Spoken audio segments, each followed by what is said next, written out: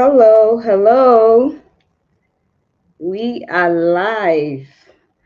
Hello, bloomers. Welcome into today's live stream. Woohoo. Welcome into today's live stream. How are you all doing? If you're in, please say hi, hello, to let me know I'm on and that you can hear me. I see a few people are on.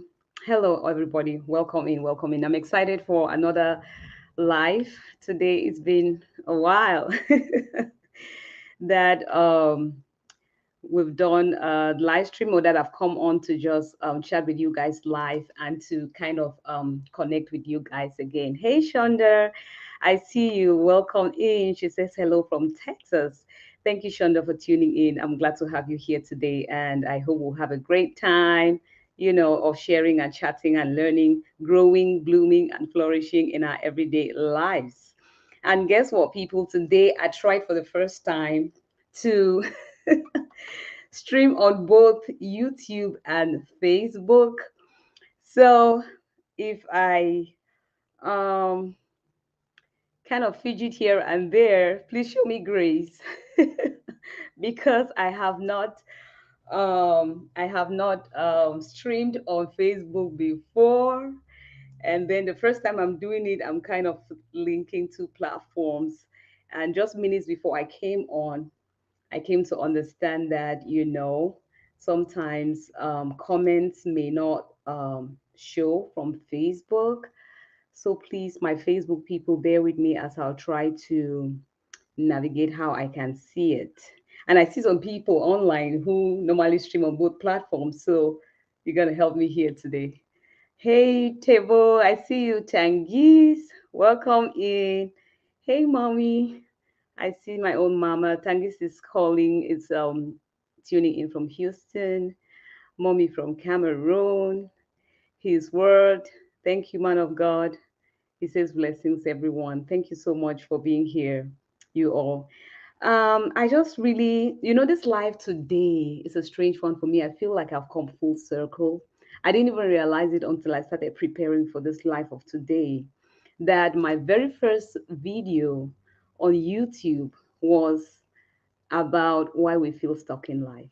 So I feel like this was the heartbeat. This is what, brought me here or pushed me onto this platform. And it's I'm so grateful to God that today I'm able to share from a very much deeper place. I'm able to share some of those same principles after experiencing some things at a deeper level, which I had shared then. I see you. Hello, baby. My husband is in. He says we can hear you. Thank you, baby, and thank you so much for tuning in. By the way, you guys have to give him a big shout out if I'm able to sit here looking all dressed up like this. It's because of the super, super help I get from him. You have no clue how much help I've had from him this morning to be able to sit here. So please, a shout out to my hobby here. I love you and thank you so much for all the support that you give me. Okay, back to what we are here today for. So I said it's like full circle for me, and I'm going to be talking about the 7 roadblocks that are stopping us from moving forward, that stops us from fully stepping and walking into our purpose. And how can we break free from them? So those are the things we're going to be sharing here today. Oh, thank you, baby. I see you commented on Facebook. I just wanted to be sure that I can see the Facebook comments. So hey, my Facebook people, feel free comment. I think I can see it. This is my first time doing both platforms, so I wasn't sure where to see Facebook comments. So now you've just commented, and I'm able to see um, that is going to come on the same platform. So thank you all. If this is your first time tuning in here on Shanti Bloom, hi, my name is Chantal, and here on Shanti Bloom, it's all about gaining clarity of purpose and pursuing it from a very intentional place and from a place of balance. Because I believe that we have a holistic God. In the process of chasing our dreams, we cannot now lose ourselves and our values and principles go, out of place. I believe that it's a whole, and that's what Shanti Bloom is all about. And so on this platform, you're going to hear me share a lot of principles, a lot of practical steps that is going to help you and guide you on that growth journey, guide you on how to grow from the inside out, guide you on how to gain clarity of purpose. And which is why I believe many people who are tuning in today, you're probably feeling stuck or you have felt stuck at one point in your life. And in this series that I'm doing, because this is a series again for those who are here for the first time, welcome, welcome in. That's what Shanti Bloom is all about. But I'm presently doing a series I call My Clarity Journey. I put up the first video already, but that I missed out on two videos, and I thought, let me just combine them and do a live, and let's just discuss, and then we can go on from there. And that's why we're having this live today. And in my past video, I said, it's okay to feel stuck. Feeling stuck doesn't mean that you're a loser. Before, I felt that way. And I believe a lot of you are feeling that way. The fact that you feel stuck, you walk around with your head bowed, you walk around in shame, you walk around feeling like, I should be really a stupid person. How come I cannot figure out what is seemingly very easy for everybody else? But from this conversation today, you're going to see that you are not a loser. But you're going to prevent yourself from becoming a loser by staying stuck. So, God helping, that is what we are going to kind of like brush through this live stream of today. And I really want to draw a lot from my story and my experiences. You know, talking about clarity, clarity is a very is very important. It's a lot linked to succeeding in anything in life, and but it's unfortunate that we kind of go through life just gliding through life, right? You are born, put in school, you get an education, then you're thinking of a job, then maybe you think of marrying and settling down, then we buy houses and cars, and then it is much later in life that you suddenly start to feel stuck, that you suddenly, and this feeling now pushes you to start asking questions like, who am I? Why am I here? What am I meant to be doing? And it can feel really frustrating when you are not sure of what greater purpose, the work of your hand is accomplishing, because that's all we're really seeking. That's why you will see people with a lot of money, a lot of wealth, yet they feel stuck. Because somewhere within you, you desire to that the work of your hand should have a greater purpose. And so if you have not come to that understanding of what it is, you could even still be doing that which you have been meant to do, but because you're not doing it from that place of clarity and understanding, you feel lost, you feel stuck. I'm saying so because I felt stuck at some point in motherhood until I gained clarity and I was a little bit more intentional, looking at what my calling really is when it comes to motherhood. Then I started to do motherhood differently. So sometimes when you gain clarity, it doesn't mean you will now just turn 360 and start doing something else. Probably you're already in the space you're supposed to be in.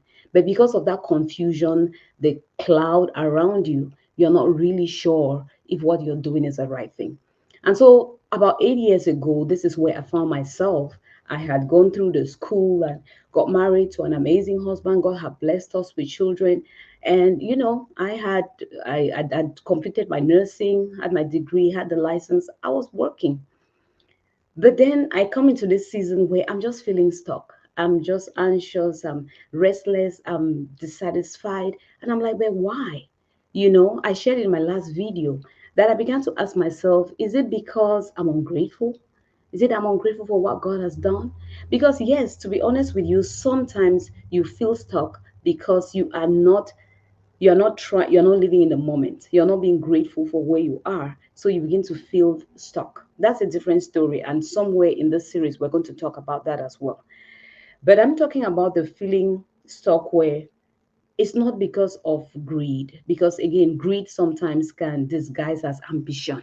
Meanwhile, you're just simply this person that you take put here and just go take put. You never stop to enjoy the moment, to appreciate the moment before you look forward. But this was not the case here. I just knew in my heart that I was kind of grateful for where I was, but why was there then this unrest? Right? I always joke that why should a child of God, after being found, now begin to feel lost? And I came to the realization that this feeling, this unrest inside of me, was because there was more potential within me to, I could give more. I could give more in my home. I could give more in my marriage, in my to my children. I could give more outside my home, to the church, to my community. And which means that there was a potential for growth. There was an opportunity for growth. Let me tell you, if there was no potential for growth in your job, you will not be feeling stuck. You'll be like you have arrived. It's because somewhere you know there is more. In that business, you know there is more. That relationship where you're feeling stuck, somewhere you know that there is more. And that is why you feel stuck. And that is why I tell people as well when they come to me and tell me, Chantal, I really just feel like a loser in my family. Loser. So I've had someone even tell me that I feel like a loser in front of my wife. And I was like, no, if you're feeling stuck, it's a good sign. It's a sign that you are alive. Let me tell you, the worst thing will be for you to be stuck and not know that you're stuck. To be lost and not know that you are lost. Because you are not going to look for a GPS so that you can find your way back. So if you are beginning to feel stuck, then you should be grateful. You should be happy. You should be like, this is a sign that I'm still alive. This is a sign that, and again, I'm not going to go too detailed because I shared a lot in that first video. If you are not part of Shanti Bloom, if you're watching me on Facebook and you do not know I have a channel, do check on my YouTube channel, Shanti Bloom, and you will see the series that I'm talking about, the video of how feeling stuck changed my life. I said it changed my life because it is that feeling that pushed me to start looking for more. So if right now you're feeling stuck in your life, know that it is a notification. It's like a notification bell telling you to, or pushing you to look for the right action, to take action in the right direction. Walk with your head up high. Don't walk with your head bowed down. Everyone you see out there looking like they have it all figured out once felt lost. Even right now, as they have figured one thing and they are doing it, clarity is a continuous thing. There is this post that I've been putting recently about the 5 myths of clarity, and I think I've put up 2 so far. I'm going to be finishing up the other 3 next week on the myths. And one of the myths is that clarity is like this final destination. The moment I gain clarity, that's it. No, when you gain clarity, you're going to need more and keep going. So please, I just wanted to establish that before we get into what we're getting to today. I want to first of all establish the fact that if you're feeling lost right now, it's a good sign. It shows that you're alive. It shows that you're alert, you are awake. Imagine imagine having a device that never gives you notification when the battery is running low, driving a car that never tells you when the tire is down and flat for you to go and put air in it. You will just find yourself in the middle of nowhere. So you are still alive. You're well, right? I want you to declare that. You can even put it in the comment section below that I'm still alive and well. And so there is potential for growth. Thank you. I see all of you who have joined. Welcome, Jesse. Welcome. Thank you for making time to be here with me. And thank you, Shonda. I see the shout out. Um, Welcome in. And again, I just want to say those who are just joining for now, we are looking at the 7 roadblocks stopping you from moving forward and how we can break free. And so I found myself at this position where I was feeling stuck and I asked myself, why? And when I saw that, okay, it's because there is a potential in me, there is something within me that I can put out there, it just motivated me. I was now in that position. I set out on this growth journey not to just, discover what was that thing within me, but how could I bring it to life? How could I birth it into the world? And we're going to look at that more. I want to just keep that part of finding clarity, how certain things became clear for me. I'm going to deal with that later in this series. I just want to skip to the part now where, after having a glimpse of that which I believed I was called to do, after gaining some level of clarity, I still did not take steps. I did not take steps because I remember at this time, I just had my last child. And I was listening to a video by the late Miles Monroe. I even have shared it in one of my videos. And he said that all that a mango seed, all that you see in a mango fruit is in its seed. So by the time you're putting in the ground, everything is already in there. It just needs to grow and produce the mango. And so he interpreted it to mean that everything that you need to live out your purpose is already within you. Purpose is within you, is here, is now, is not in the future. And so when I said purpose is here and now, I knew that I had to step into it. I had to start living purposefully. But then certain things started to hold me back. And today I just want to share with you more of the things that went on in my mind that held me back. The things that were going on in my head to hold me back from pushing myself forward to grow in different areas of my life because I knew that there was more, but I stayed put. And the very first one that I would like to share with us here today is love for comfort. And if you see me looking down from time to time, it's because I have my little notes here. I'm trying, I can be, how do we call it, long winded. I can tend to talk much. So I want to be able to stay on track so that I don't keep us here long, yet we're able to, get a lot. I see all the comments coming in. Mama says, I'm still alive and well and so have potential for growth. Yes, there is potential for growth. And that was our love for comfort zone. And I know you must have suspected that this was going to be there, our love for the comfort zone. But, there are two key things I would like to share with us here today. Two key things that I want to share with us here today about the comfort zone that is going to open your eyes to see what are the key things keeping you stuck in your comfort zone. We have heard it so many times, get out of your comfort zone. You will not, if you do not deal with these two important things, you will not find it easy to push yourself out. And the first thing is consolation. Consolation. You know, I remember, I think in this season there was a lot of consolation going on in my head. Remember, I told you that it's a season where, okay, I'd already had my degree, I was married, I had children, I had my job. Life was not too sweet, not too sour, it was okay. So my question is like, okay, let sleeping dogs lie. Why, you know, why wake wake the sleeping dog? Why cause rock the boat? Just let things be that way. That was consolation. And I think, to be honest with you, in my opinion, and after talking with a lot of people, I see that what keeps a lot of people down is that not too sweet, not too sour. And it opens my eyes to understand why the Bible begins to tell us that it doesn't want us to be lukewarm, be hot or cold, so that action can take place. Because when you're in the position of lukewarm, that is the position of stagnancy. Nothing happens. We just settle down, we just stay there. So I consoled myself. I was like, well, things are not that bad, you know, knowing very well that my relationship could be better. I was like, well, it's not that bad, it's a great man, knowing that I could be better in motherhood. I was like, it's not that bad. I'm still a mom. I'm there for my children. It's not like I've left my kids out there. I kept consoling myself that it's okay. It's not too good, not too bad.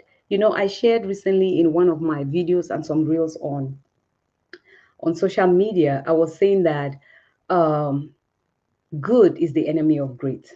As long as things are just good and they're not that great, they're just good, we settle. We just settle. We wait until when things have hit rock bottom that we stand up and we start to, do certain things with our lives. So for me, I was like, it's not too good, it's not too bad. But then very quickly, I saw that the more I did not explore to see what more can I enjoy in my relationship, I began to feel go even more down. The more I did not explore and be more intentional about my motherhood life, I began to feel very miserable. The more I did not ask questions about my career and where I wanted to go, I became more miserable. I honestly did not like where my finances were. I knew there was potential for growth, but it was not bad. It's not like I was on the street. It's not like I didn't have food. It's one thing, many times we think that it is only those stories, those very sad, dramatic stories that push people to change. Well, there is true. It's mostly that push people. When you have a story that is kind of not too sweet, not too sour, we stay where we are. To be honest with you, you will remain in your comfort zone if you keep on consoling yourself. You keep on, we can afford to be careless with our relationships as long as we feel like it's going well. Your finances, your career, your health. My something that happened for us this year, especially my husband and I, is that we spoke so much about our health. I don't know if it's the older that we're getting, but we were so keen on our health. And he's better. I used to be something else. I can just keep going. Mother who just took my life and I'm just going. But I had to stop and say that, you know what? This little complaint you have here and there, are you going to let it be until I'm telling you, I would know that, maybe I need to go check my teeth. I will wait until the day that I'm moving like this to the dentist. Why? We don't do anything until we find ourselves deep down. Hey, I see others joining me here. Thank you, Kami. Thank you for making time to be here with me today. Hey, Judith, I see you.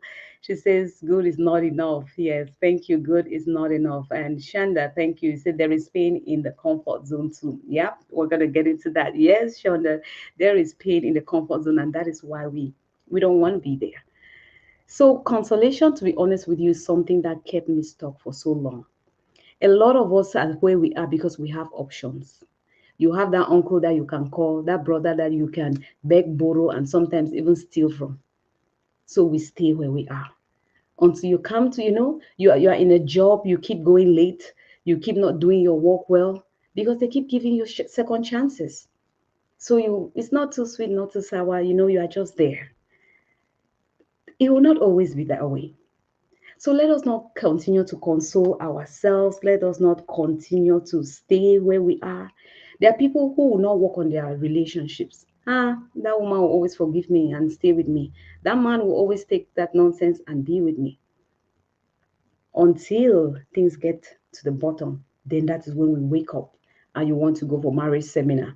That's when you rise up and you want to subscribe to everybody that is talking something about parenting. When you start seeing your family, your life going apart, when you start seeing that soon they're going to give you a firing letter, that's when you want to now tune in and start reading books on productivity, reading books on what to do. Until you are seeing that soon your business is going to close down, that's when you start to think like, hey, I think I saw some business analyst somewhere, or I saw this, let me work on it. That's when you want to work on your work ethics. A lot of us are complacent, and that is what keeps us stuck. Let me tell you, honestly, this is one of the biggest things that after even gaining clarity kept me. Consolation. There is still time.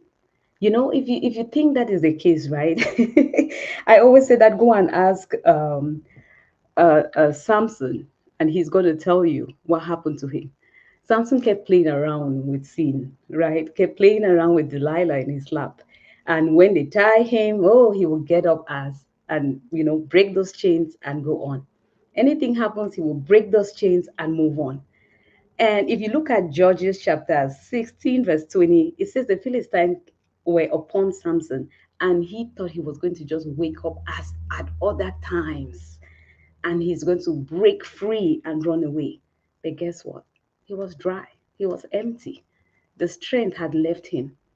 I want to encourage us here today. Stand up and do something while you still have the physical strength. Do something about your finances while there is still at least something in your account. Do something about your relationship while there is still some love existing between both of you. There is still the potential, right? Many times you think we joke around with friends and people who God have assigned in our lives, and you think they'll always be there until you wake up as like Samson woke up, thinking things will be as it has always been. And then you turn around, there's nobody. You feel like anyway, she'll always forgive me, he'll always forgive me, and then you wake up one morning, it's not the same. You feel like, well, I've always known how to break free when I'm careless and, my home. Then you wake up one day and your home just falls apart. You feel like, well, they'll forgive me again today. Then you show up one day to work and you're coming back home with, you've been fired. I want to encourage us here this morning, or it could be evening for some of you. Encourage us this morning. Consolation. Get out of consolation. We are too comfortable. And again, I'm not saying here that you should push yourself, you know. Many times also we leap to that breaking point. I'm not saying dream small dreams, be comfortable, leap as far as you can, but not to the point where you are unable to be productive. You are not even able to do that which you leaped out for. That is a topic for another day. We talk that one under balance and creating harmony in the things that we are doing. So let us get out of consolation. Now, before I end this thing of consolation, I would like to really point out another extent of consolation that we sometimes get into that is so unhealthy. And I can always almost say that it's even evil.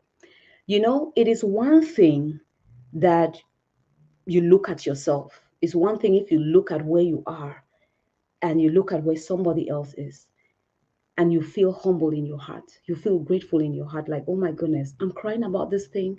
And look at somebody who is even doing worse. Look at people who are in worse situations. It brings gratitude in your heart. But it is a very different thing when you go roaming, right? Roaming like a roaring lion, seeking for whose misery can bring you joy, can bring you gladness. That is a different level of consolation that is unhealthy and is evil. I've had people stuck where they are because instead of growing, you are looking for who else is miserable today, who is worse than me, so that I can be like, okay, they're worse than me, so I'm better. You see the difference? It's one thing when you're complaining about something and your eyes open up to see how much you have.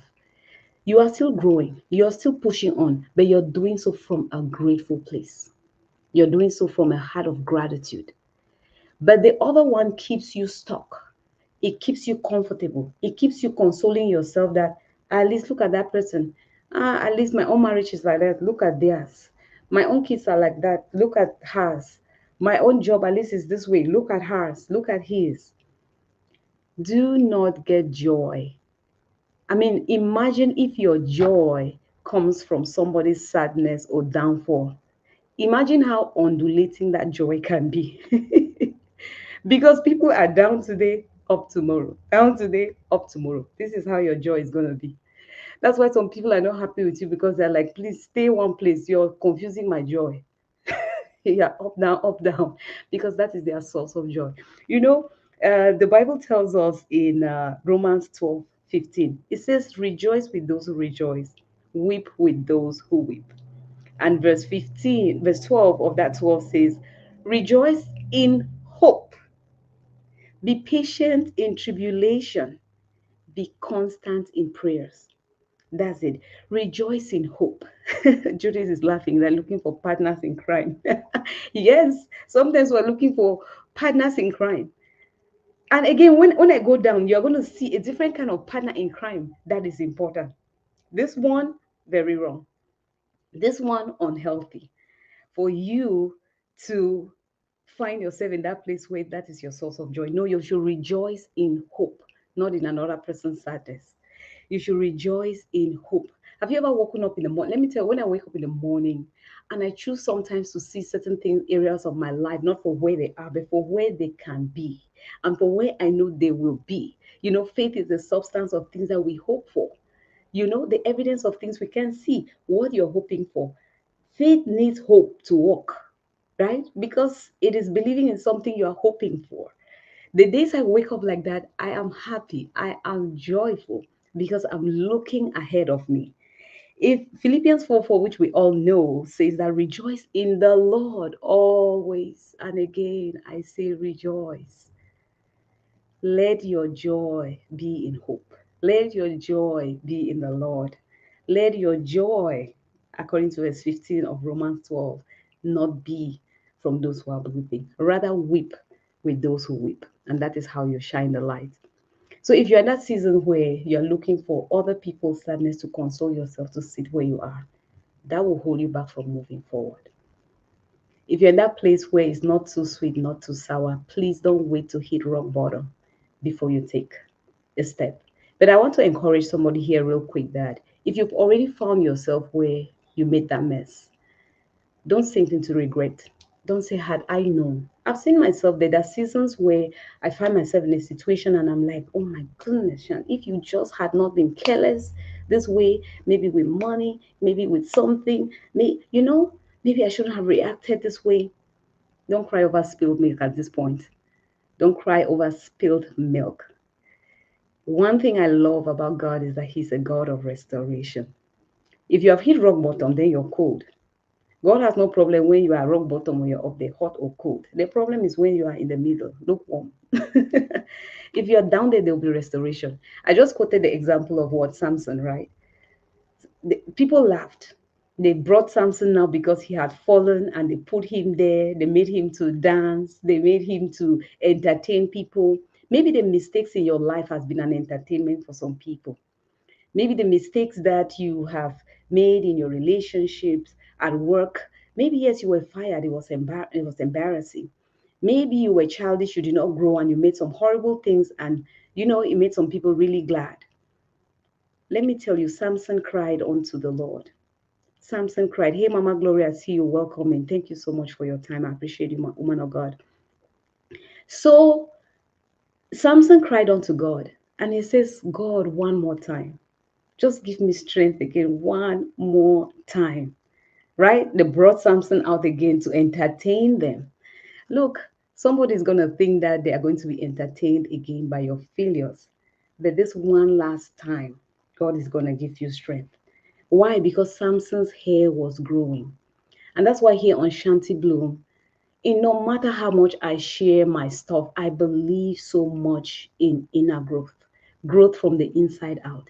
And growth from the inside out is not easy. Shonda said it here earlier that there is pain in the comfort zone. It is not easy, you know, to to grow from the inside out because there would be shortcuts. I'm sorry, people. Something is popping up here and distracting me. You are going to find yourself in pain because you're growing from the inside out. Because growth from the inside out is not seen from the outside, right? It's not healed. Nobody will see it, nobody will praise it, nobody will validate it, but it's happening. His hair was growing, they were busy being entertained. But at that one time, when that hair had grown, when he had asked God, one more, just give me strength one more time, the tables turned around. So I'm here to encourage you. If you've already made so many mistakes, if you have hit rock bottom, or maybe you hit rock bottom not even because of you, I want you to be in that place of knowing that there is hope. There is a second chance. Step onto that growth journey. Belong to communities like this one that I'm talking about, where you are provoked, where in a good way, where you are encouraged, where you are challenged, where you equally find a shoulder to cry on the days that is so tough. And then you grow. We want microwave success nowadays. No, Samson's head did not grow the next day. It took time, it grew. And while it was growing, people could laugh, people could be entertained by that, you know, but there was a day. So please, there is hope. I want to encourage somebody here that there is hope. So cry unto God like Samson. Say, Father, please give me one more chance in that relationship. Maybe you think that they're about to fire you at your job. Say, God, please, one more chance. I'm going to change my work ethics.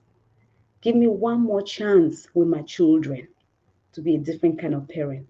Give me one more chance with my family, with my community. Lord, give me one more chance. And He's going to give you the strength. And like another time, people are going to think that like another time, you are going to fail again. You're going to mess up again. You're going to make a mistake again. You're going to be a laughing stock again. And it will not be the same. I hope somebody is getting blessed. I see your comments. Thank you so much. And please, if you do have questions or if I touched on something and you feel like you want to also talk more on that topic, do leave it in the comment section below. And within this series, I'm going to see how we can, address things like that the more. Because I don't want to keep us too long on this live. I'm kind of going to just brush through some things on the surface level. But I felt like this particular point is one of the things I hold people back the most. And I felt like to really dwell on it for us to see, how we should get out of that comfort zone. Today, we're just looking at those roadblocks. But in this series, as we're going from my story. I'm going to share with you people how I gradually got out of it. I'm telling you, I came to a point of just consoling things until I found myself. Bitterness comes in, anger comes in, resentment comes in, blame game comes in. Everybody's a problem. Sour, sour, sour, sour, sour. Right? You don't want to come to that place. So while, there is still daylight, get to work. Right, people? Let, let's see what is the next thing that often holds us back. From I talked about consolation. Another thing that keeps us in our comfort zone, and this is a big one, people, this is a big one: lack of empathy for the world. This may look like, what is this? Yes, our lack of empathy or burden or passion for the things that are going on in the world will keep you stuck. Because if you don't have empathy, you will not have a certain burden, you will not have a certain passion to push forward, to go out there to get something. If your life is just me, myself, and I, you will stay in your comfort zone. And I think this thing of burden and passion comes with growth, even just physical growing and getting older. Hey, Esther, thank you for coming in. I see you. Welcome in. Welcome in. Um, we kind of, when we're much younger, right? Life is about me, myself, and I don't, when I look back at growing up, yeah, we're passive about our parents, our family, our friends. We're just passive. But the older you get, you begin to revisit certain things again and become a little bit more serious with them.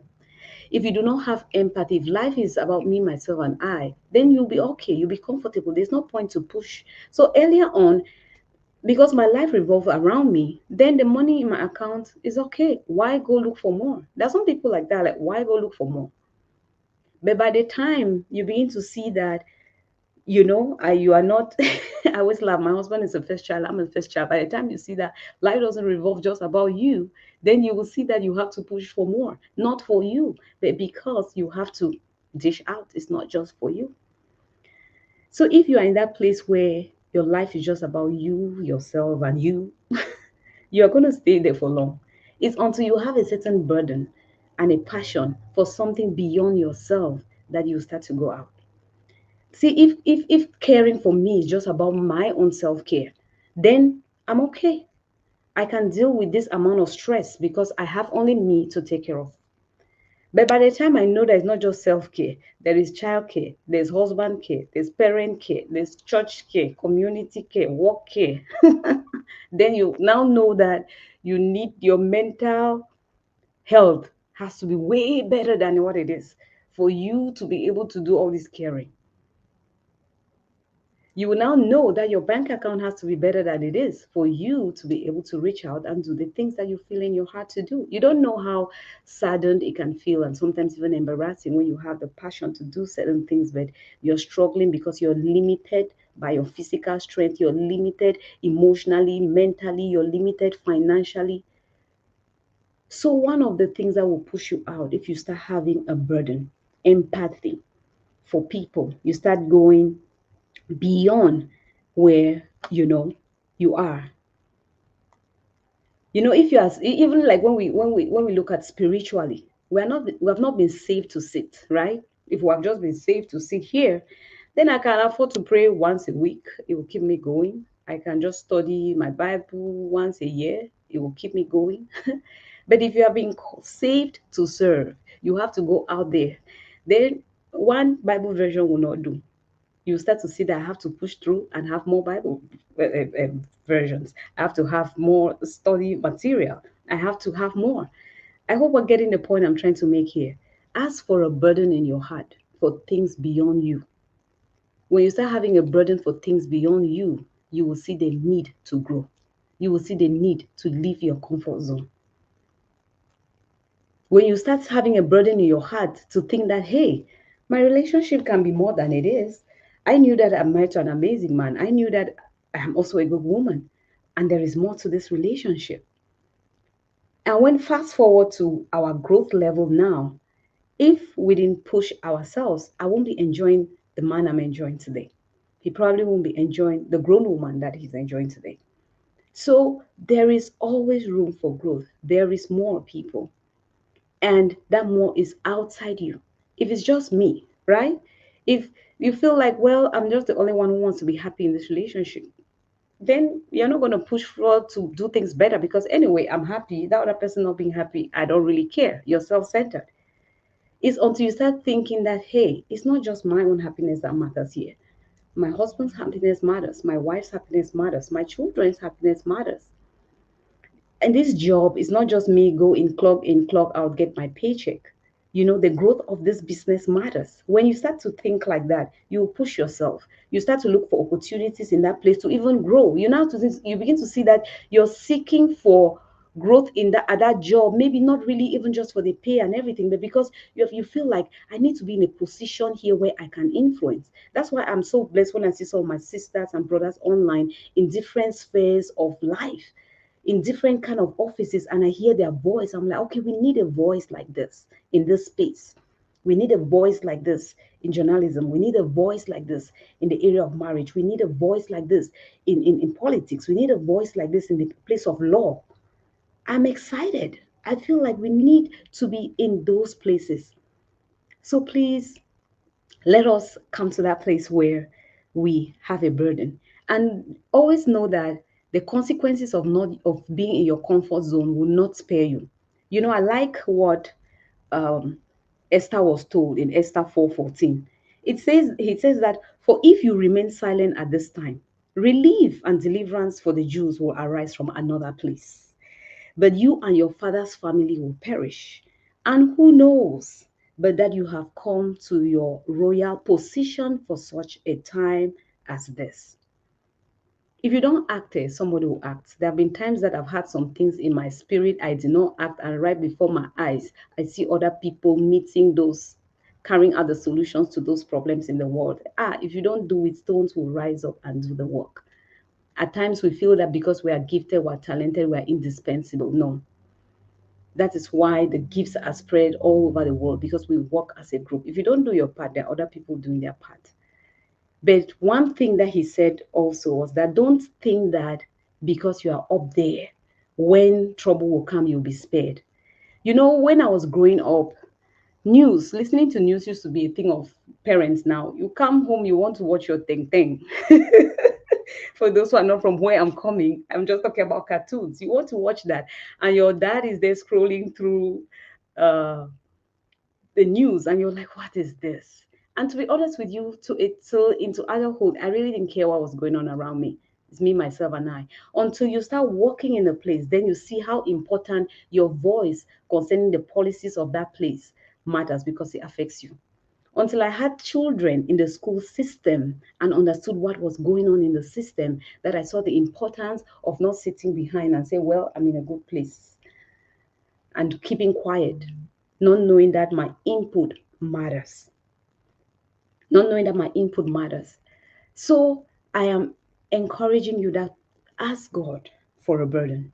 Ask Him, Father, give me a burden in my heart. Give me a burden in my heart for something out there. That burden will push you out of your comfort zone. But as long as life is about me, myself, and I, you're going to stay in your comfort zone. As long as you keep consoling, you're going to stay in your comfort zone. So let your voice be out there. I'm going to leave us with a little assignment here. Ask yourself, what consolation story have I been telling myself? Ask yourself, who or what am I using as a consolation to remain stuck? Whose life am I monitoring as my source of joy or consolation? Am I using as a bandit? First, repent and then rejoice in the Lord only. And ask God for a burden. Let Him open your eyes to what that passion is. That's what we're talking about, clarity. You may already be standing on your pulpit, but you can see it because that burden is not there to go the extra mile. I hope this blesses somebody. Hey, Marie, welcome. I'm so happy to see you. Thank you for tuning in. And my Facebook comments, please. Again, like I said, I was already told I may have some issues. So if you're commenting and probably I'm not seeing it, just bear with me. And I want to now just quickly get into the other roadblocks that, you know, kind of really holds us back. And another one is our company. We need to be surrounded by three sets of people. And at this time in my life, I think I was surrounded by just one of these three groups that I'm going to be talking about. Hey, Sister Shola, Scholar, sorry. Good to see you. Welcome in. Thank you so much. Our company, we need to be surrounded by three sets of people. And I want to see, well, but let me see if you have these three sets of people in your life. If you don't, that will be the homework for this roadblock. Go find these three sets of people. I think, and this season of my life, I was having just one. Let me give you the three people first. People that are above your growth level. You need them because they will inspire you and they challenge you to go up. People at your growth level, you need them in your life because they bring comfort. Those are people you can relate to. Those are people you can laugh and be like, I thought I was the only one in this drama. Oh, I've seen somebody that, I can relate with. Somebody said before that partner in crime. Sister Judy, you say that. And this is actually when you need a partner in crime. This type, not the type of looking so that you will be happy that you're better. You need a partner in crime for this kind of thing. Somebody that is at your level, somebody that's in that season with you. They tend to comfort you, they tend to encourage you. You feel like they are relatable. You need that kind of style of people in your life. And secondly, you need people that are still coming up to your growth level because they give you an opportunity to serve. They help to sharpen your skills. And it is them that make you feel alive, honestly. The joy and fulfillment we feel in our lives come from service. Do you have these three set of people in your life? Again, that's another assignment I'm going to give us. Can you identify five people that fall on that category of people who are up there? Do you have five people that fall in the category of where you are? Do you have five people at least that you are inspiring so that they can come up to your growth level? And it can be in any area, it can be in any area of your life, spiritually, mentally, financially, job. Maybe it's just who you are. Do you have people at that five level? Now you will tell me that, well, if these three people are so beautiful, so beneficial, how come I am putting them as one of the reasons why we feel stuck? Now the problem comes when you have just one. When you have just one of these three people. And let me kind of explain a little bit with you. For me, I think at this season in my life, I had more, a bulk of the people were both people who looked up to me. Now, the dangers with just those who look up to you, even though they give you opportunity to serve, is that they can also be a burden. And if you do not have somebody you can relate to, if you do not have somebody that can encourage and inspire you to keep going, you can very quickly get tired. But in the aspect of feeling stuck here, I would say that when you are only surrounded by people who are still coming up to your growth level, you can live with that lie in your head that I'm good. I'm just good enough. I have it all. I know it all. Not realizing that you have not maximized your potential. Not realizing that there is still so much more in you that you can give out there to people. When all around you are people whose bank account are less than yours, whose homes are more broken than yours, whose health is worse than yours, who their job ethics horrible than yours. If you're only surrounded by people like that, then you feel like I may have arrived now. Why do I have to do any other thing? So the company you are keeping is probably why you're feeling stuck. And again, if you're surrounded just by people at your own level, there's nobody challenging you, making you to see that there are higher heights. We've been called to a higher standard of love, higher standard of service. Then you feel like, well, we are good, we know, we talk, and everything will be fine. But we need people on all three levels. You need people who inspire you. By the time you're thinking that I'm already good here, you see that there are higher heights. You see that there are deeper seas. You see that it is wider. There is more within you to bring out again, to give out. So are you surrounded by these three sets of people? It's just so sad that today many of us just want to have people around us who have not yet come up to our level, either because we want to use them as consolation like before, or sometimes it could just be that you're carried away with service and that burden. People can just be carried away, serve, serve, serve, serve, not realizing that they need all these three levels. And so you may be stuck just doing the same old, same old, same old, not knowing that there are higher heights because nobody is there to inspire you to push out of your comfort zone.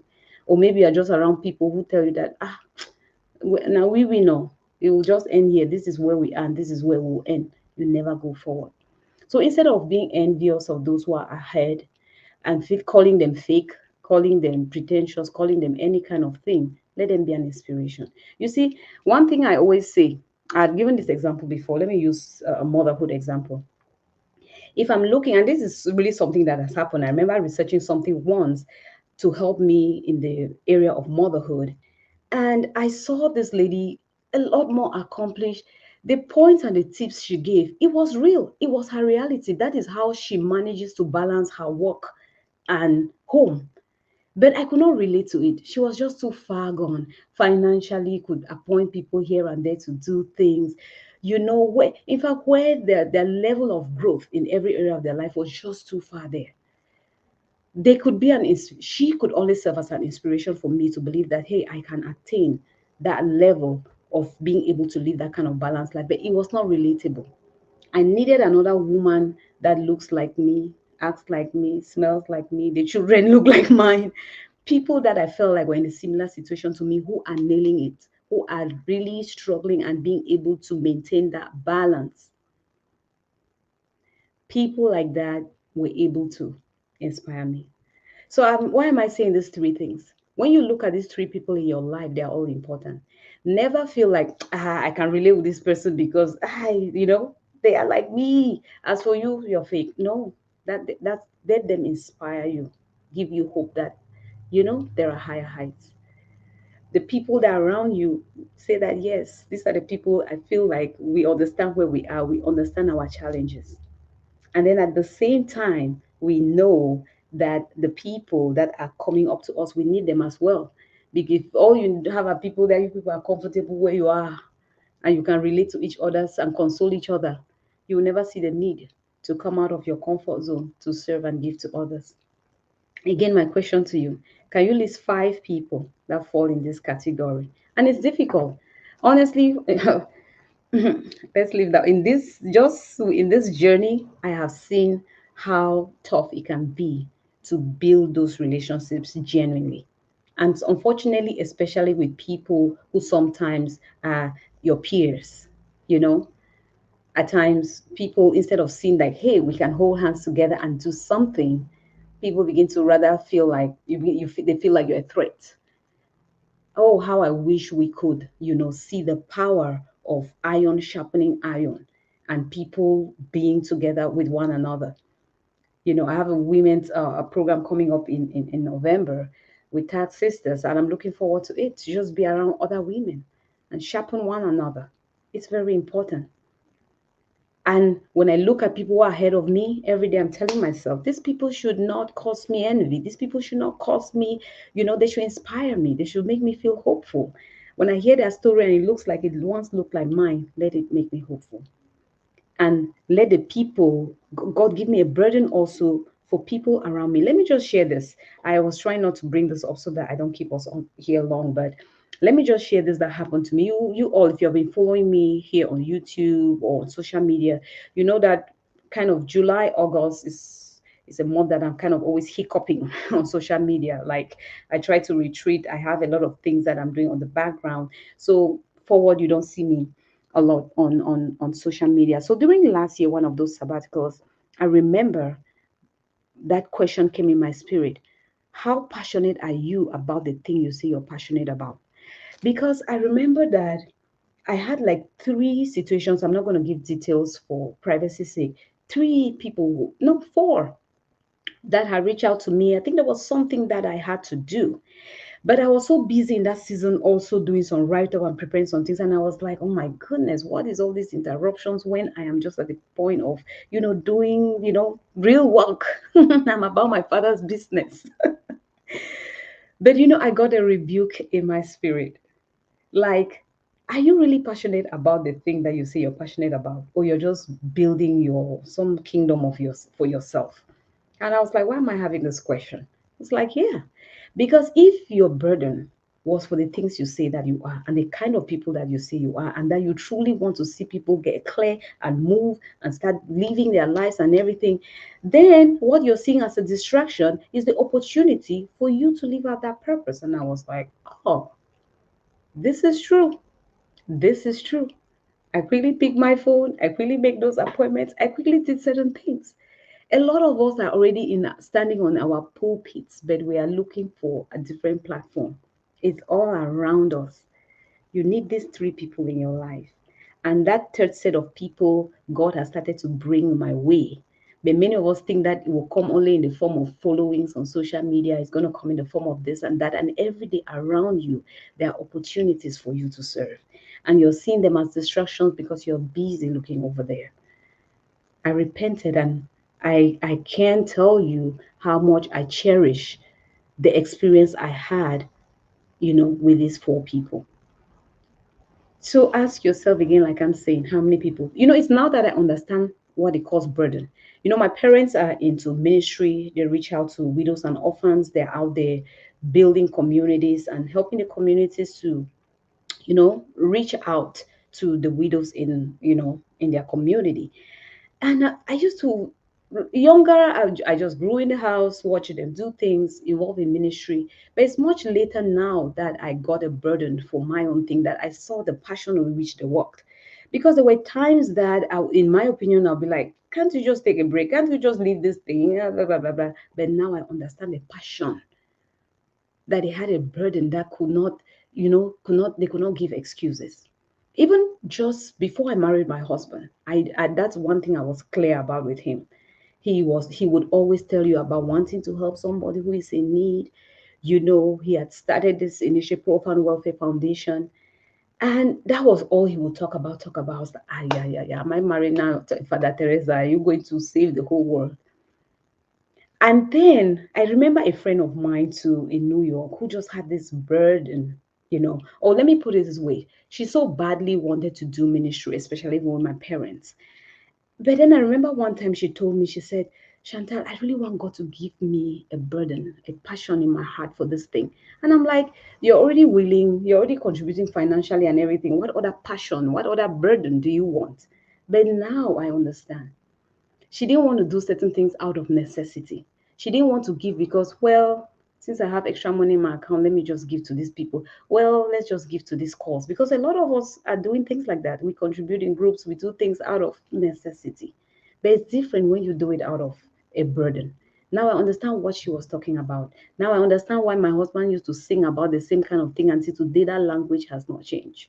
Now I understand why my parents, come rain, sunshine, money or no money, they're pushing themselves out there to do what they are doing. Do you have somebody above you? Do you have somebody at your level? Do you have somebody that you're going to serve? If these people are not in your life, you will stay in your comfort zone. And as I'm telling you, it's not overnight. I personally am still building. I'm still seeing myself building, because to find those people, common minds, where you sharpen each other genuinely from your heart. Nowadays, so please write down. And if you don't have those people, pray about it. You need a lot of discernment, though. Please don't go out there hungry for connections. You'll find yourself in something that you're going to regret. Don't go out there desperate to belong to cliques and belong here and belong there. No, this it needs a lot of discernment. Let me tell you from a distance that people have seen, and I'm like, oh my goodness, I think this is somebody I can connect with. But then as you get closer, you can feel the push. You can feel the push. You can see that it won't work. There are people that maybe they are up there and everybody's gravitating towards them, but you know very well that this person cannot really be my inspiration at that much, because probably they don't align with where I'm going to, my values and everything. Don't just go there because everybody is going there. And don't just think that you can speak to everybody. Let me just gather followers. Make sure that God gives you that unique voice for your unique community, so that you're meeting the needs of those who you have the voice to meet their needs. So, roadblock number 2 is your company. Roadblock number 3, I've already given us our assignments here. Roadblock number 3 is feeling too big for small things and too small for big things. This is another big one that kept me back. I felt too small for big things. And for me, it really came from a pattern in my past that kept repeating itself, that made me feel inadequate, made me feel like, it never happens the first time, made me feel like you're going to struggle before anything ever happens. I'm not going to go deep into that because, again, like I said, this story that I'm telling you from 8 years ago started long before. And I'm going to take us back to the past, because there's a session I really want to do with us to talk about looking back, right? We always say that you don't look back only until you are looking back, so that you know to see how far you have come. But I want to tell you the other two things that is important to look back and take note of. One of it, when you look back, you gain clarity of purpose. The other one, when you look back, is so that your eyes should open up to things you have to denounce, mindsets you have to change. If not, it will hold you stuck. And we're going to look into that more much later. But I came to realize that some of the things I'd carried in my mind made me feel too small for big things, you know? So, and some people, on the other hand, feel too big for little things, overconfidence. You know, I always say that don't mistake pride for self confidence. That some people are just so proud and they cover it under that umbrella of self confidence. And you know very well that it's not self confidence, you're just bragging, looking for many. And when you see people who are too overconfident, sometimes our problem is that we are looking for a unique thing, a jaw-dropping idea. You're sitting there and like, I cannot do it, it's too common. Everybody nice on YouTube. Everybody nice here. Oh, everybody's starting this business. Don't feel too big for little things. People saying that, oh, everybody is doing it. Do you know how many nurses graduated this year from school and how many more enrolled? Do you know how many doctors graduated and how many more enrolled?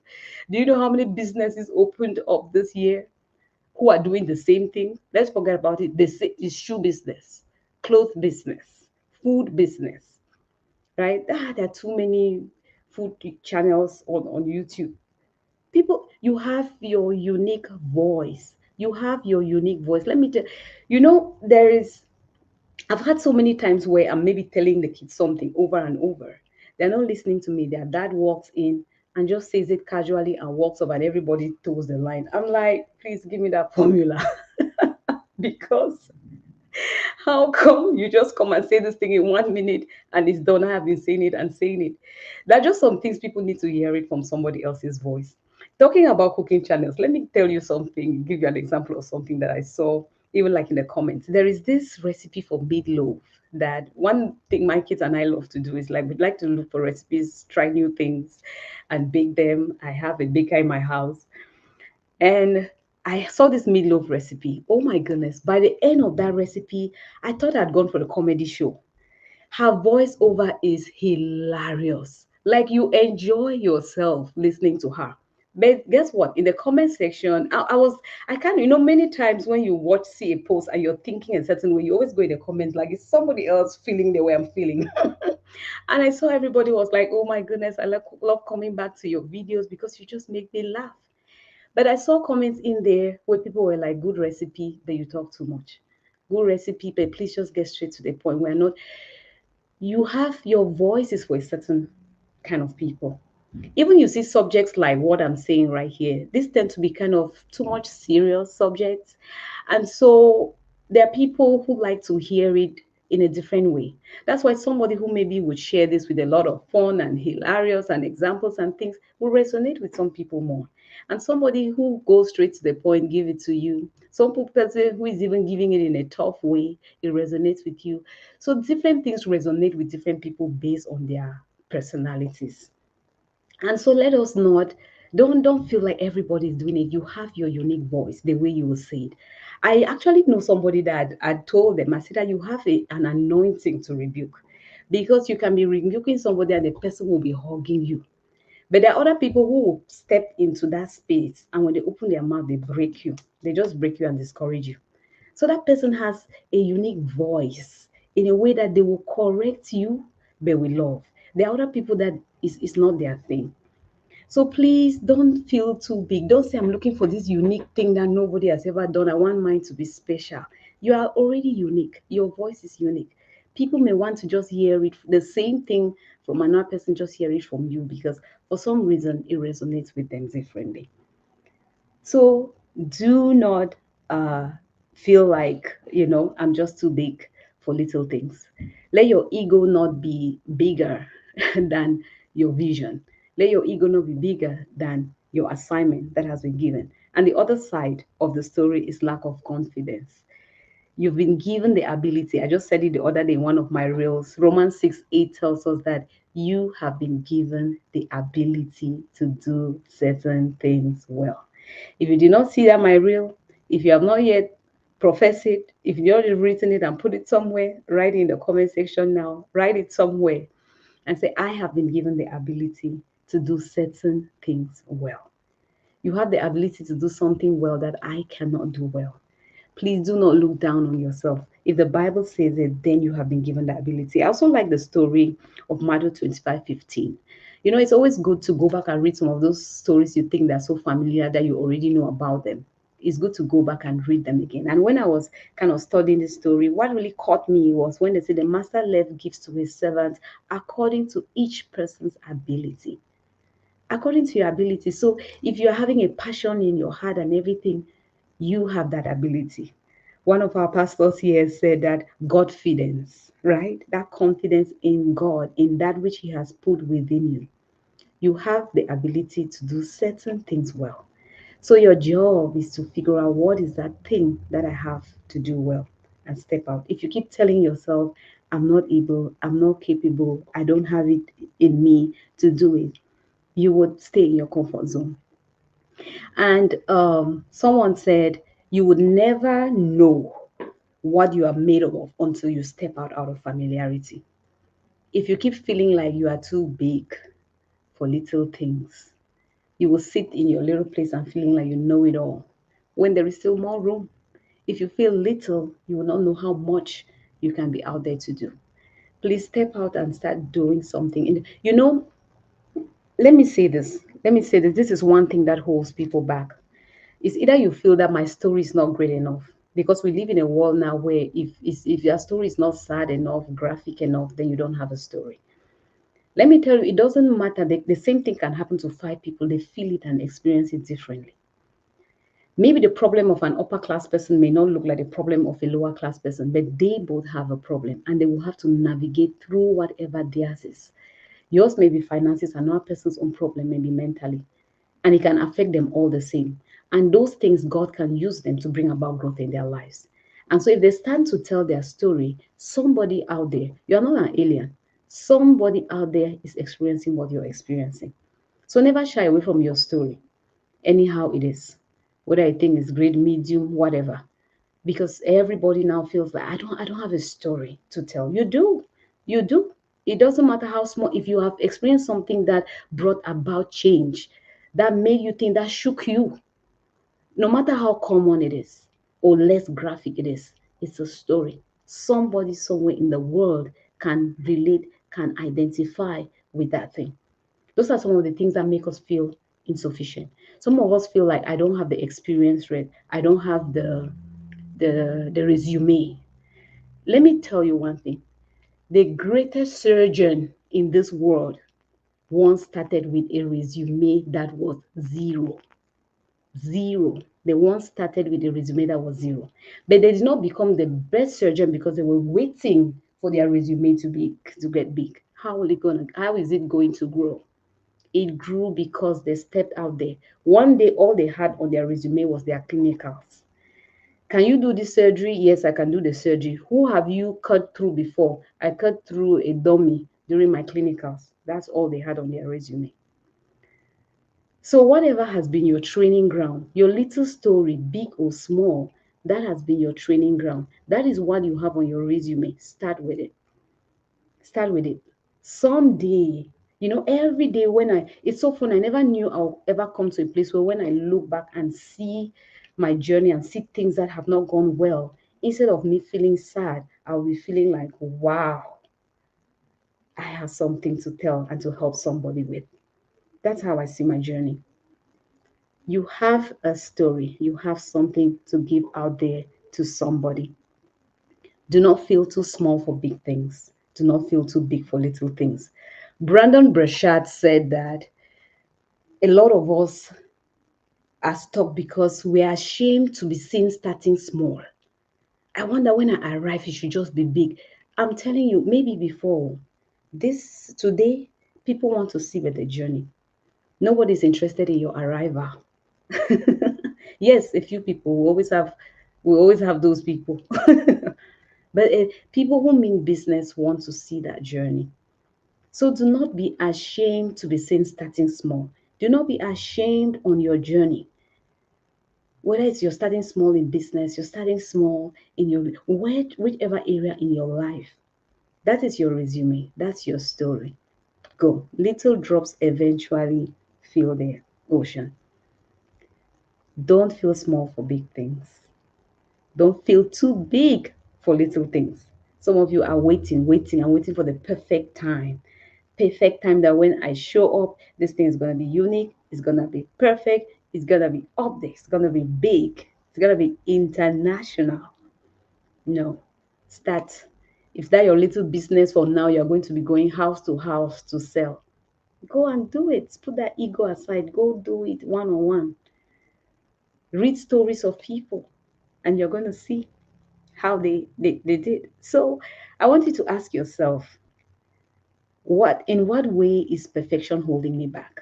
Like I want things to be perfect.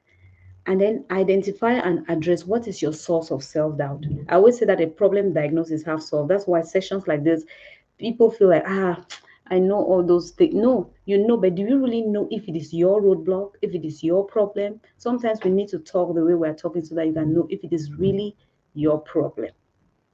I see your comments. Thank you so much. And those who have just recently joined us, I see you, Esther. Welcome in. So, what is your source of self doubt? And all the great people had their self doubt. Trust me, you are not the only one. Don't feel bad. I'm here to see a Bible character that just jumped and was like, "Hey, God, send me." Some would even run away and be swallowed by a fish. So there was lack. Abraham, what was the source of his lack of self confidence? Age. Moses, what was his lack of self confidence? Identity. He was like, "Who am I?" God was like, "Forget about who you are. Think about who I am." When you go say, "I am," has sent you.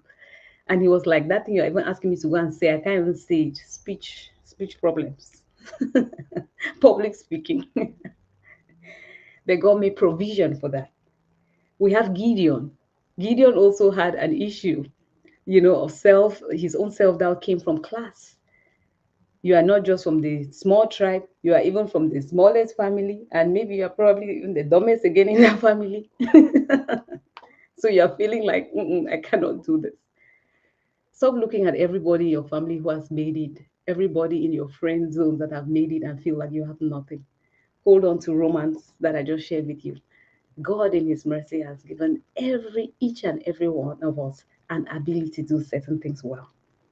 Go and start designing that new shoe that you want to see out there, the new clothes you want to see out there. Go and do it. Remember, if you don't do it, somebody else will do it. And if the person goes there and do it wrong, you will suffer the consequences. That's what they told Esther. Don't sit there and feel like, I'm in the palace. If trouble hits, it will meet you. Go do your assignment. So let's get over this lack of self-confidence. Let's get over the overconfidence. And I think I'm just pointing this out briefly, but as we go along in this series, we're going to look in depth on things like that. And I have videos already on overcoming self-doubt, like even getting out of your comfort zone. There were 4 signs that I saw in my life that showed me it was time to get out of my comfort zone. I have that video if you check on my YouTube channel. 4 signs. If you look, you'll see that those 4 signs are in your life right now. It's telling you that it's time. It's time to get out of your comfort zone. Our next reason why we feel stuck, the roadblocks, is the roadblocks of excuses and blame game.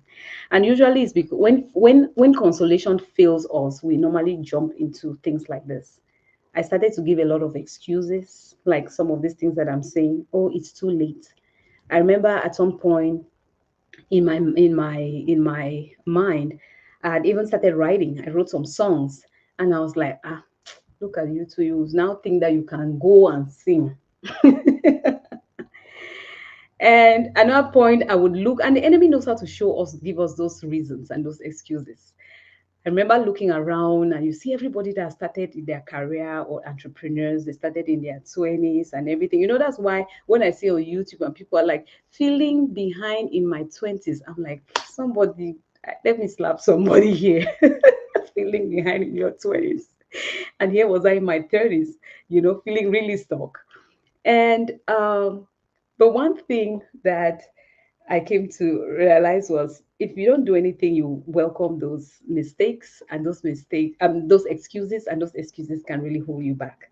And one of them was, It's too late. It's too late for me to start pushing through now and everything. You know, there's one of my friends who said something. It was jokingly, and we laughed. I don't know if she's watching me right now. She'll probably laugh. I remember my daughter doing music and learning how to the piano. And I told her, "Oh my goodness, I'm using one stone to shoot two birds because I'm in the class, and when she comes home practicing, I'm also practicing because I like to write songs and I've always wanted to play piano. I don't know how to do it." And she was like, "With what fingers do you want to learn piano at this age?" And we laughed over it. But you know, those are some of the things we tell ourselves. If I show you my bucket list, you will laugh. There's some things that you'll be like, Chantal, you should have done this thing when you're your teen. You're not going to put this on your bucket list in your 40s. Yes, it's in my bucket list. Stop giving excuses that you cannot do certain things, achieve certain things just because, oh, I'm too old. You know, it's too late. I cannot do this. Those excuses come. I started to have those excuses. And then the next thing is blame. You right? We blame people for how we feel. You know, if you had not heard me, I would now have had 5 months of being angry in bitterness. I didn't get to do what I was supposed to do. If you had not done this, if my mother had not done this, my father had not done this, my husband, my children, those friends, if this my wicked boss had not done this, we can stay in excuses and blame game. Ask yourself, what are the excuses I'm giving myself? You know, last year around the African History Month, Black History Month, sorry, I listened to something by Maya Angelou and I was just reflecting. I'm like, today, I can have something to fall back on. I can have my parents, I can have my spouse and people. Even as a woman, I can have another black woman, I can have another woman of accent, I can have another short one like me here to look back on and feel like, okay, if these people could do it, I could do it. But these were people in a time where they could give all the excuses. I'm black, I'm poor, I'm on the wrong side of town. Like Gideon was like, I'm the wrong side of town. But they did not give those excuses, they pushed through. So sometimes I ask myself, Shanta, what are the excuses you're giving? Even let's not go far to the part. When I look even just today and I see people who are doing things with very little resources, little things and pushing themselves, I'm asking myself, what are your excuses? I remember one time I was like, these kids are keeping me so busy, I cannot exercise. Then I saw my sister using her babies as weights to do her exercise. Then I was like, what is my excuse? So, what excuses are you giving yourself? Now, I don't want to downplay it. I don't want you to feel bad about your excuses because sometimes they really feel real. You may be like, Shanta, you're saying it's an excuse like that, but these things I'm telling you, they feel real to me. They are really holding me back. What you can do is go and write down those things. If you feel like it's this, then research, find out who are people who had this same kind of excuse or who had this or in this same kind of scenario and yet they were able to make it. How did they go about it? Does their method align with my principles and values? First, it will encourage you that even with this situation, people have been able to push through. Secondly, you'll also be able to get some kind of formula on how to get through your own situation. Hey Bianca, welcome. Welcome in. She's shouting Nina. Yes, Nina challenged me. She's always on her game. I was like, I'm giving excuses here, and somebody is here using her kids, babies, as a weight to do her exercise. I need to sit up. So, what excuses do you have? Who have you spent your life blaming up till now? Forgive and let go. Again, I cannot get into the details of that because that is a whole topic on its own, how to let go of your past. But that's why, again, like I encourage you, join communities like this, find out other resources that gives you access to this. You see, this session is important because when you hear like this, then you know what to look for. A lot of us rush to solutions without knowing our problem. I would not like a doctor to just pour me medications without yet finding out what am I sick of, what is the diagnosis. But when we go through this diagnosis as you are listening to them, now you can know like, I think in this season, that's why I told you guys that when you do this process, you now know what step to take in this season. You now begin to feel like, I think in this season, what I have to work on is letting go. What I have to work on is excuses. What I have to work on is my company. What I have to work on is consolation. When you diagnose the problem, you know what solution is needed, and then you start figuring out how to go for that solution. And I will just quickly go to the last reader we're going to look at, which is we've already talked about that. Fit is lack of resources and support. I know this is another big one that can even go under excuses, but I don't want to put it under excuses because people really lack support. People actually lack resources to do certain things. But what I've discovered over the years is that instead of crying more about resources, ask yourself, how can I be resourceful? Start from the inside out, start from macro. God asked Moses, what do you have in your hand? What do you have in your hand? Today, the exercise you would do is that, what is it that you want to do? Is it a business you want to start? Is it a job that you so badly want to work in a certain place and a certain company? What is it that you have right now that can lead there? Because many times people ask, I need help, I need support, I need where to ask them, what help do you need? They can't even tell you. My husband was just sharing with me a story sometime last year where somebody was really needing help, and he's like, okay, I'm here to help. What help do you need? I don't know, I just need help. So what is it that you feel? What kind of support do you lack? What kind of resources do you lack? What is it that you already have? Many times when you do this exercise, you'll be amazed at what you already have that you don't even need to go and ask for. Let me tell you, there have been times when they have put choices before me and I pick like this. Then afterwards, I'm like, oh my goodness, I should have picked this one. This is what I really needed. So at every point in time, be ready to know what is it that you have and what is it that you need. So that if somebody were to give you a blank check, you're not going to write the wrong thing on it. You'll be able to know exactly. So let me ask you, what is it that you need to take the next first step? Don't look too far yet. What is it you need to take the next first step? Do I already have it? You'll be surprised that maybe you already have what you think that you do not have. How can I be resourceful? How can I bring the best out of the little that I have for now? And I've said it before, resourcefulness will attract your destiny helpers. People want to see somebody who is already doing something with what they have and they are motivated to help you. But if you sit down and console yourself and know you can pick up the phone anytime or you can do this, it doesn't motivate your helpers to help you. So, lack of resources, lack of support, I understand that can hold you back. But who is in your life right now? Maybe it's people. When it comes to this, I think I can really thank God.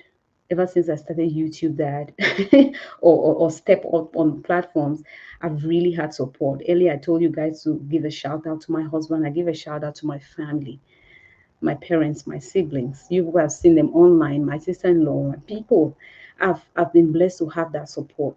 If not, I can't give you details. If not, I will not be sitting here if I didn't have the kind of support that I have from my husband. But I understand not everybody has it. And again, like I shared one time, don't sit and say, oh, poor me. No, we grow. The way we support each other now has not always been that way. As you are growing, remember, I had a beautiful session here one time with the lady Gloria and the lady Claudia. And one thing that they made it clear was that when a vision is yours, you don't expect the other person to just see it. You are the one who saw your vision. You are the one who had that burden for that thing. So you have to be patient with the people around you to gradually see and come on board to support you. But if you're going to sit back and not do anything because I don't have the support, I don't yet have the huge following, I don't yet have this, and I don't yet have that, you may not take steps. As you're stepping up and you're doing things, the help will come. The few help that you have, how can I be resourceful? Ask. Some people are also just full of themselves and cannot ask. Ask for wisdom. God will give you. He says that I will not be offended with you for asking. Wisdom to be resourceful. Let me tell you, that is one of the big things now in my life right now that I'm praying for. Father, give me wisdom to be resourceful. Give me wisdom. Help me to think outside the box. It's a big prayer topic of mine right now. And that is what you should be praying. You'll be surprised at what you can do with what you have in your hand. And let me tell you, as I'm saying, help gradually comes. But above all, let your help come from above, because it's a curse is a man who leans on the arm of flesh. Not because somebody is going to curse you, but you keep leaning on people. Your life will soon feel like someone has cursed you. because we are humans also trying to figure our own ways. And people have failed me. I want to believe that somebody somewhere feels like I failed them too. So we cannot totally rely on human beings. Ask for help. Let your pride or ego not be bigger. I just appreciate, I've been seeing some great people recently and appreciating their ability to see in people the help that they can get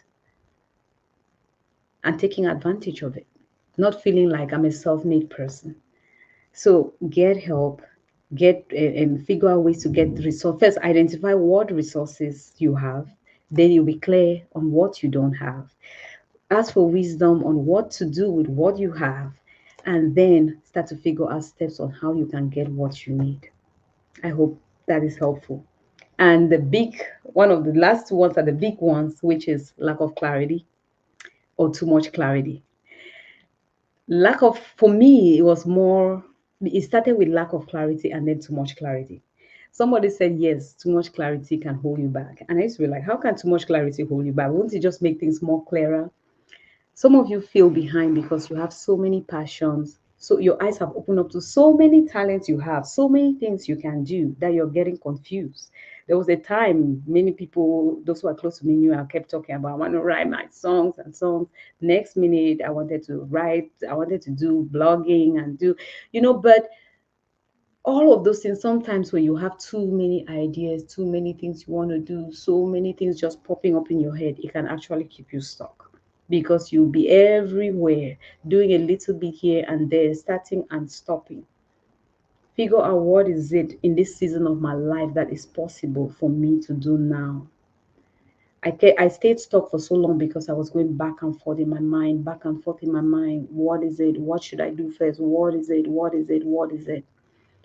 But when you get up and start somewhere, then I remember having a conversation with my sister just even around the time that I was going to start my YouTube channel. And I was talking to her so much about the things I'm writing, the things I'm experiencing. She's like, go and start that blog. You've been talking about it with me. Go, you know? But come to think about it, honestly, I don't even know how YouTube happened, but it just happened. And even up to now, I haven't even started doing the blog fully, which is happening very soon, though. But so many ideas. Welcome in, Ruth. Welcome in, Bianca. I see you. Ruth says, I've suffered from too many ideas. I hear you, girl. It's very easy to suffer from too many ideas. They pop in your head here and there. You see this one, it inspires you, it can keep you stuck. And on the other hand, some people feel like I'm not really clear. I don't feel like I have anything. Things like that can hold you stuck. But what I would say is start with what you feel is right in this season. And it becomes clearer. Now I see where some of the, because sometimes you're like, all these other talents I have, where do they fit in? Why do I have them? Am I supposed to be there instead of here? But as you start doing something, you start to see where they fit in. You start to see why you even carry those extra gifts and talents in you. I'm going to share more about that when we're talking on the process of gaining clarity, which is the next thing we're going to look at. So I know that you may be held back because there are so many things. Pick one thing and be diligent with it. Pick one thing and be diligent with it, or two or three if you can handle it. Somewhere within, it's going to become clearer for you. But again, I'm not encouraging a trial and error method here. We're going to look more on that in the series. And finally, I one thing that keeps us stuck, keep us behind, is grace. Our lack of tapping into the grace that has been made available for us. Grace has been made available for us to do this work. Again, I go back to that scripture that God, in His mercy and grace, has given you the ability to do certain things well. And He gave it to you according to your ability in Him. So we have the grace. It is by the grace of God that you can do all these things that I'm telling you here. When we start learning to let go, to depend on Him, we move over from performance because grace has been given to serve. Unlike how we're seeing grace today, like grace is a license for sin. No, grace is we have grace to serve, not grace to perform. Grace and performance can't ride in the same boat.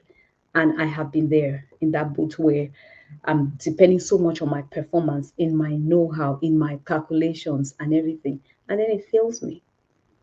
And then it fails me. So let us lean on God's grace to help us carry on. Lean on God's grace to be able to balance, have some level of balance in life. Let's lean on God's grace to be able to help us. If you keep relying on yourself, on your own strength, then you quickly feel inadequate. And from inadequacy, you feel like you want to give up. But when as long as you keep relying, there have been times that I'm just going, and then suddenly I feel so empty. I feel so dry. I feel like, what is this? And I have to pull myself back again and come at the feet of God and be like, it's all you. I need your strength. I need your wisdom. It is you who carries me. And I hold on to that grace that has been made available. And that, again, talking about grace, that is a whole topic on its own. Which, again, like I said, if there's some things we have shared here and you feel like you want us to talk about it more in depth so that you can understand what it's all about, do let me know in the comments. You can always DM me if you follow me on Facebook, Shanti Bloom. If you are here on YouTube, by the way, even those on Facebook, if you have not yet subscribed on my to my YouTube channel, and you desire to be a part of this community of bloomers, I wrote, as I begin to tell my story, you will understand why it's called Shanti Bloom. Because I had to tell myself I'm not a late bloomer, I'm just a bloomer, and I call everybody here, you are a bloomer. You're a bloomer, and you want to bloom in the right thing. Because when I share this story, anybody who knows me knows that I've never been the type to sit down and be lazy. But you could be blooming in the wrong thing, and that is the worst feeling, to succeed in the wrong thing, to succeed in something meaningless. You want to put all that energy and effort in something that matters, in something that matters. So I hope that we have been blessed today. And I want to just end again with the same encouragement I gave before, that if you feel like you have given into these roadblocks, like comfort zone has been that thing that just keeps you love it. You have been in the wrong company, you've been surrounded by the wrong people. If you've been one of those people feeling too big for little things, I don't want people to see me starting small. I don't want to do what is common to everybody. If you're that person who has been feeling so small because you feel like insecurities, we're going to look more about insecurities and confidence in this series. If you're the one of those who have been giving a lot of excuses, blaming everybody around you, if you're that person who feels like I don't have the resources, I feel so alone, I don't have the support. If you're that person who lacks clarity, you are confused, tap into the grace. I want you to know that there is a second chance. Maybe you do not take note of these roadblocks. Today it has become clear to you. Now we're going to get on the path of our treatment plan, right? We said diagnose the problem and then we're going to get on the treatment plan. So I'm hoping, and it's my prayer, and I know for sure that by the end of this series, we must have touched a lot on these different things, and you would have a roadmap. It's really my desire to give you guys a roadmap, actionable steps that can take you from point A to point B, that you can now start making steps towards closing that gap between where you are right now and where you have been called to be. And I hope that my journey, the things that I've done, the ups and downs that I've encountered in life, the times I've succeeded, the times I've failed, the times I've made mistakes, the times I've been silly and foolish. I'll share all of that. You'll be able to relate to it, and you'll be able to, rise up and start living a life that brings you joy and fulfillment, and a life that serves others. Thank you all so much for making time to be here with me. I had planned for this to be an hour, maybe an hour, 15 minutes, and we've got a little like 15 minutes beyond that. But I just felt like let me pour out these roadblocks. There are a lot more, but we'll unveil them with time as we go through. And hey, welcome in, Frank. I see you. He says, I have too many great ideas. So great confusion, then great stagnation. I hear you. I hear you. And we're going to look at, I'm planning to treat one of those topics in this series on what to do when you are suffering from too much clarity. Yeah, some people have less clarity and some people suffering from too much clarity. So I hope that you can subscribe to the channel, follow me on my Facebook page, Shanti Bloom, as I put on shorter videos and little reels here and there that keep you going. And sometimes I'll come up here with longer live streams like this one. I equally sometimes bring others. I have not experienced it all. And so sometimes I like to see people who are doing a work in another field that can talk to you from a place that is relatable. And I do bring them on the show as well. So I want you to stay tuned for a lot more of that. And please, if you found this helpful as you clock out, just give this live a thumbs up. Do share it. You can save it so that you can come back to it, listen to it. Those who joined in halfway, trust me, we discussed some amazing things before. You want to go back and rewatch. If you don't have the time now, save the live for another time that you can watch and be blessed. I really truly appreciate you all who took the time to be here. And if you're watching in replay, thank you for also making time to watch and be here. So stay tuned as we continue on our growth journey. Thank you all so much for joining me here today. Bye bye.